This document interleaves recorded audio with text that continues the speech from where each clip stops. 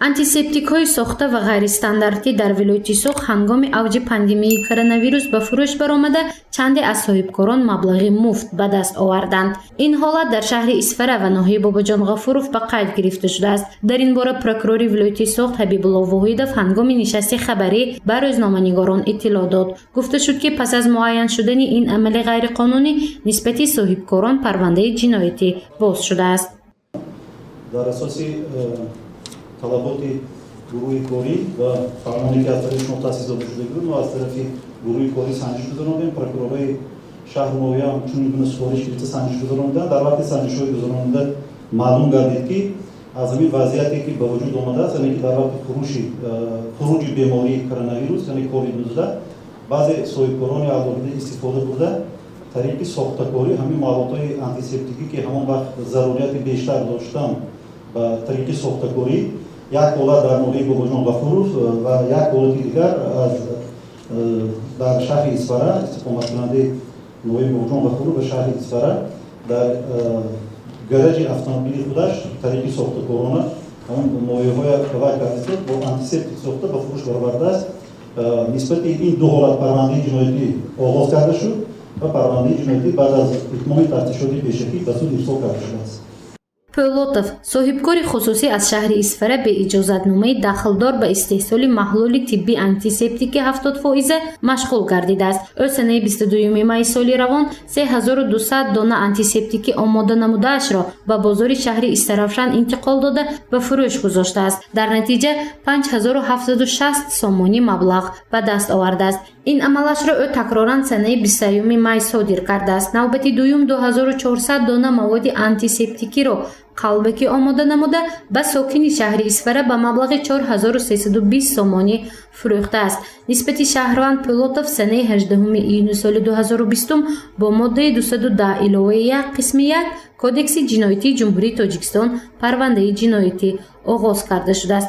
Ҳолати дуюми ин ҳодиса дар ноҳияи Бобоҷон Ғафуров рух додааст.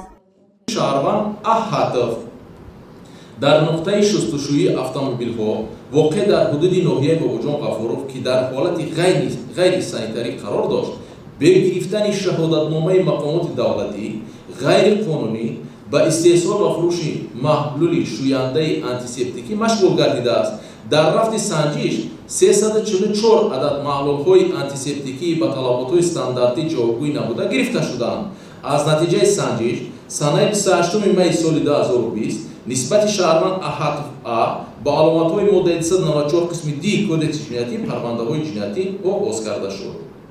ҳамчунин прокурори вилояти Суғд Ҳабибулло Воҳидов иттилоъ дод, ки нисбати он соҳибкороне ки ҳангоми авҷи COVID-19 нархи доруро дар дорухонаҳои вилоят худсарона ва беасос баланд карданд, 18 парвандаи маъмурӣ тартиб дода шудааст. ҳолати худсарона боло бардоштани нархи дорувориҳо асосан дар шаҳру ноҳияҳои Хуҷанд, Исфара, Истаравшан, Гулистон, Девастич, Бобоҷон Ғафуров ва Панҷакент ба қайд гирифта шуда нисбати роҳбарони дорухонаҳо парвандаи маъмурӣ тартиб дода шудааст. Доруҳое ки сертификат надоранд ба савдо бароварда мешаванд. Мо инҳоро доимо гирифта нестем, нобуд мекунем бо иштироки хадамотҳои назорати соҳаи тандурустӣ ва фақат дар ҳамин мавриди агар хуруҷи давраи бемории коронавирус дар назар дошта бошед, 105 ҳолати ба ҷавобгарӣ маъмурӣ кашида шудани соҳибкорон ҷой дорад. аз ҳамин миқдор шумо гуфтед ки ҷудо карда гӯед ки чанд нафараш барои аз нархи муайяншуда баландтар ба мақсади фоида дидан чӣ қадр ки гуфтам бевиҷдонию беинсофӣ карда дар ҳамон давра ба савдо баровардан 18 лаҳзаро ташкил мекунад. 18 та парвандаи маъмурӣ фақат танҳо барои баланд кардани нарх ба ҷавобгарӣ маъмурӣ кашида шуда. мавзӯи дигари нигаронкунанда зимни нишасти хабарӣ ин ҷалби ноболиғон ба таълимоти ғайриқонунии динӣ буд. Аз рӯи таҳлили прокурори вилоят давоми 6 моҳи соли 2019 ҳамагӣ 3 ноболиғ ба таълимоти ғайриқонунии динӣ ҷалб шуда бошад. Ин рақам ба ҳамин давраи соли 2020 ба 10 ҳолат расидааст, ки он ташвишовар мебошад. 10 ҳолат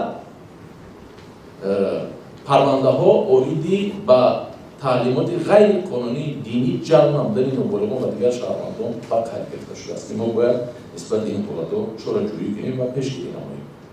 ҳамчунин давоми 6 моҳи охири соли равон дар ҳудуди вилояти суғд 90 ҳолати ғайриқонунии тақсимоти қитъаҳои замин, қаллобӣ, сохтмонҳои худсарона ошкор ва нисбати он парвандаи ҷиноятӣ боз шудааст. 4314 аз 2 гектар қитъаҳои замин ки дар истифодаи ғайриқонунӣ қарор дошт ба ҳолати аввала баргардонда шудааст.